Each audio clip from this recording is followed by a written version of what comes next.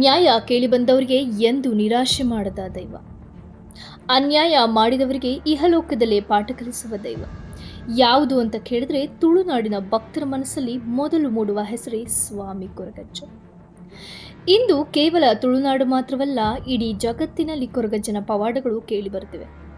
Koragajja, Chikkamaga, Koraga, belly Koraga, ತೆನ್ಯ ಹೀಗೆ ಹಲವಾರು ಹೆಸರಿನಲ್ಲಿ ಪ್ರಖ್ಯಾತಿಗೊಂಡ ಅಜ್ಜ ಕೇವಲ ಒಂದು ಆರಾಧನೆಯಲ್ಲ, ಅದು ಒಂದು ನ್ಯಾಯದ ಒಂದು ಅಂತಿಮ ಪೀಠ, ನಂಬಿಕೆಯ ಒಂದು ಸಾಕಾರ ರೂಪ, ಜಾತಿ ಭೇದವನ್ನು ಮೀರಿದ ಒಂದು ಅದ್ಭುತ ಶಕ್ತಿಯ ಚರಿತ್ರೆ.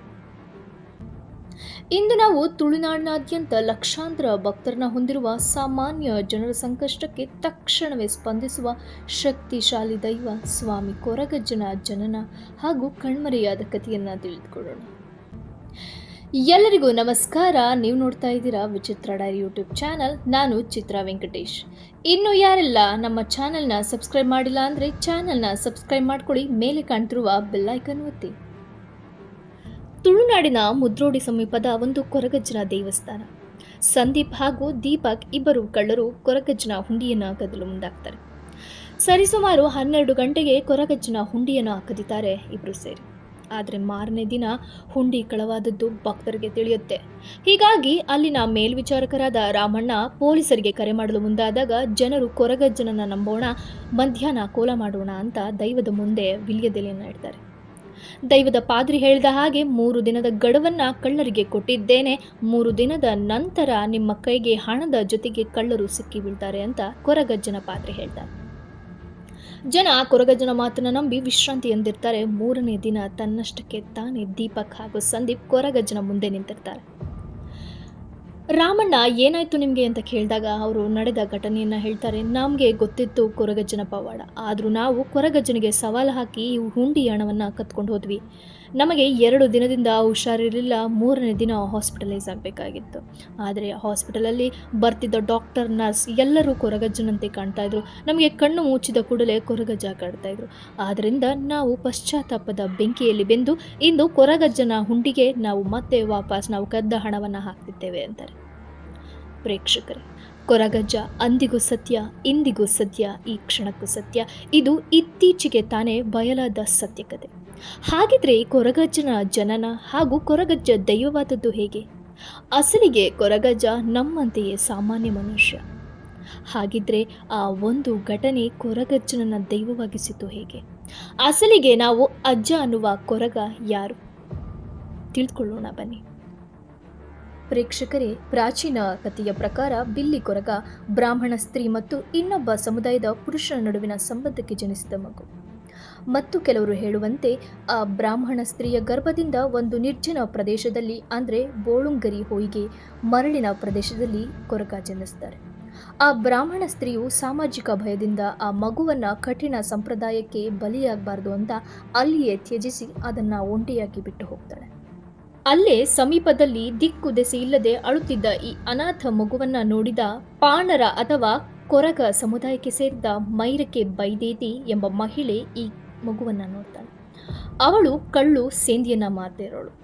ಈ ಮಗುವನ್ನ ನೋಡಿ ತಾನೇ ತನ್ನ ಮಗನಾಗಿ ಸಾಕಲು ನಿರ್ಧರಿಸಿ ವಾತ್ಸಲ್ಯದಿಂದ ಮಗುವನ್ನು ಕರ್ಕೊಂಡು ಮನೆಗೆ ಹೋಗ್ತಾಳೆ. ಈ ಮಗು ಬೆಳೆಯುತ್ತಿದ್ದಂತೆ ಕೊರಗ ಅನ್ನಿಸ್ಕೊಳ್ಳುತ್ತೆ. ಮೈರಿಕೆ ಬೈತೇದಿ ಮನೆಯಲ್ಲಿ ಬೆಳೆದು ಬುಟ್ಟಿ ಮತ್ತು ಕೌದಿಗಳನ್ನು ಹೆಣೆಯುವ ಕೌಶಲ್ಯವನ್ನು ಪಡೆದುಕೊಳ್ಳುತ್ತೆ. ಬಾಲ್ಯದಲ್ಲಿ ಈ ಕೊರಗ ಸಾಮಾನ್ಯ ಮಗನಂತೆ ಇರ್ತಿರಲಿಲ್ಲ. ಆತನ ಆಟವೇ ಬೇರೆ ವಿಶೇಷವಾದ ಶಕ್ತಿಯನ್ನು ಪ್ರದರ್ಶಿಸುತ್ತಾನೆ. ಅಂದು ಕೊರಗನ ಊರಿನಲ್ಲಿ ಉತ್ಸವ ನಡೀತಾ ಇರುತ್ತೆ. ಉತ್ಸವದ ಅಂಗವಾಗಿ ಶ್ರೀಮಂತನ ಭಟ್ಟನ ಮನೆಯಲ್ಲಿ ಊಟ ಏರ್ಪಟ್ಟಾಗಿರುತ್ತೆ. ಕೊರಗ ತನ್ನ ಸ್ನೇಹಿತರೊಂದಿಗೆ ಊಟಕ್ಕೆ ಹೋದಾಗ ಆ ಭಟ್ಟ ದುರಾಂಕರದಿಂದ ನೀನು ಹೊರಗೆ ನಿಲ್ಲು, ಅಲ್ಲೇ ನಿಂತು ನೋಡು, ನಿನಗೆ ಇಲ್ಲಿ ಊಟ ಇಲ್ಲ ಅಂತ ಹೇಳ್ತಾನೆ.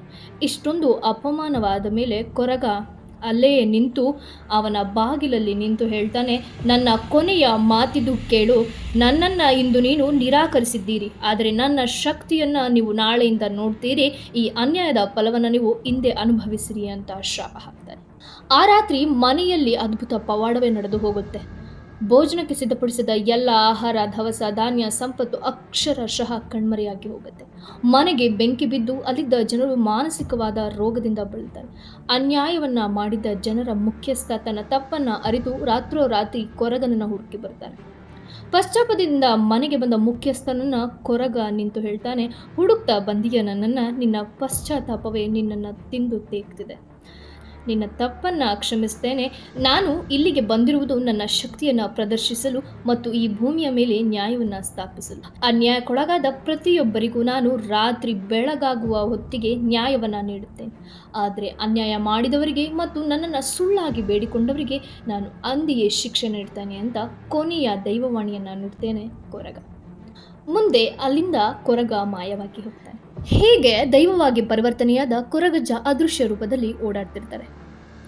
ಮುಂದೆ ಕುತ್ತಾರ್ ಪ್ರದೇಶದ ಆದಿ ದೈವಗಳಾದ ಪಂಜಂದಾಯ ಮತ್ತು ಬಂಟ ದೈವಗಳು ತಮ್ಮ ಪ್ರದೇಶಕ್ಕೆ ಅರಸು ದೈವಗಳು ಆಕ್ರಮಣ ಮಾಡಿದ್ದಾರೆ ಅಂತ ಆ ಕೊರಗಜ್ಜನ ಬಳಿ ಮೊರೆ ಹೋಗ್ತಾರೆ.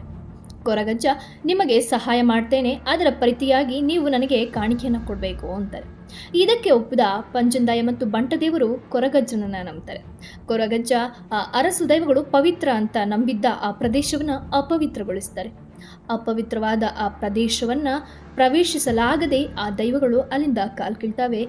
ಆ ಪ್ರದೇಶ ಮತ್ತೆ ಪಂಜಂದಾಯ ಮತ್ತು ಬಂಟ ದೈವಕ್ಕೆ ಸೇರುತ್ತೆ.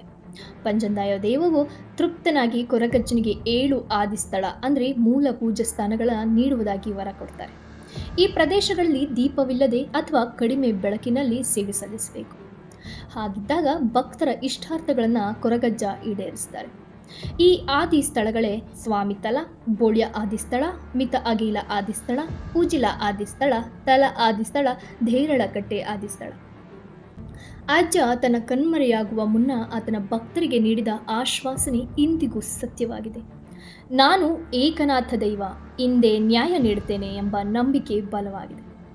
ಆತನಿಗೆ ತಾಂಬೂಲ ಅಂದರೆ ವಿಳಿಯದೆಲೆ ಅಡಿಕೆ ಪ್ರಿಯವಾದ ಸೇವೆ ಮತ್ತು ಆತನನ್ನು ಪೂಜಿಸುವಾಗ ಸತ್ಯ ಮತ್ತು ಧರ್ಮದಿಂದ ಮಾತ್ರ ಬೇಡಿಕೊಳ್ಬೇಕು. ತನಿಯನಾಗಿದ್ದ ಕೊರಗಜ್ಜ ತನಗೆ ಸಿಗದ ಪ್ರೀತಿ ಮತ್ತು ಅನುಭವಿಸಿದ ನೋವಿನಿಂದಲೇ ನ್ಯಾಯಕ್ಕಾಗಿ ತುಡಿಯುವ ದೈವವಾಯಿತು. ಕೊರಗಜ್ಜನಿಗೆ ಬೀಡಿ, ತಂಬಾಕು, ಮದ್ಯ, ಸೇಂದಿ, ಕಳ್ಳು ಹೀಗೆ ಹಲವಾರು ವಿಧದ ಸೇವೆಗಳನ್ನು ಸಮರ್ಪಿಸ್ತೇವೆ. ಇದಕ್ಕೆ ಕಾರಣ ಆತನ ಸಾಕುತಾಯಿ ಮೈರಕ್ಕೆ. ಬೈದಗಿಯ ಕುಟುಂಬವು ತಯಾರಿಸುತ್ತಿದ್ದ ಮತ್ತು ಅದು ಅವರ ದಿನಚರಿಯ ಭಾಗವಾಗಿರುತ್ತೆ. ತನಿಯನು ಬಾಲ್ಯದಲ್ಲಿ ಅವುಗಳನ್ನು ಸೇವಿಸುತ್ತಿದ್ದ, ಆದ್ದರಿಂದ ಇವುಗಳನ್ನು ತನಿಯನಿಗೆ ಅರ್ಪಿಸಿದರೆ ತೃಪ್ತನಾಗ್ತಾನೆ ಅಜ್ಜ. ರಾತ್ರಿ ಪೂಜೆ, ಕತ್ತಲೆಯಲ್ಲಿ ಕೋಲ ಅಜ್ಜನಿಗೆ ಪ್ರಿಯವಾದ ಸೇವೆ. ಅಗಿಲು ಸೇವೆ ಇದು ಕೊರಗಜ್ಜನಿಗೆ ಅನ್ನ ಸಮರ್ಪಣೆ ಮಾಡುವ ಒಂದು ವಿಶೇಷ ಸೇವೆ. ಹೀಗೆ ಮನುಷ್ಯನಾಗಿ ಅನ್ಯಾಯವನ್ನು ಅನುಭವಿಸಿ ದೈವವಾಗಿ ನ್ಯಾಯವನ್ನು ಸ್ಥಾಪಿಸಿದ ಸ್ವಾಮಿ ಕೊರಗಜ್ಜನ ಕಥೆ ಇಂದಿಗೂ ಪ್ರಸ್ತುತ.